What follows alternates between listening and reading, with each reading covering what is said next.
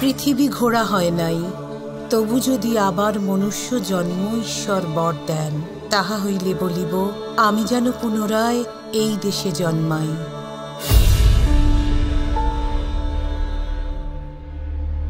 কুমুদিনী দেবীর ডায়েরি।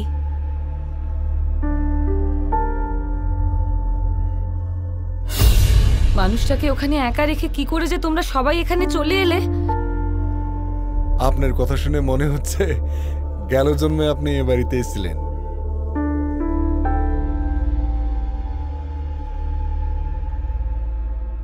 মানুষটাকে কখনো চোখে দেখিনি, কিন্তু লেখা পড়ে আমি কি ভীষণ জীবন্ত হয়ে গেল আমার কাছে। আপনার যদি এ দেশ নিয়ে কোনো ইলিউশন থাকে তাহলে কিন্তু খুব ভুল হবে। এ দেশটা রূপকথার দেশ নাই।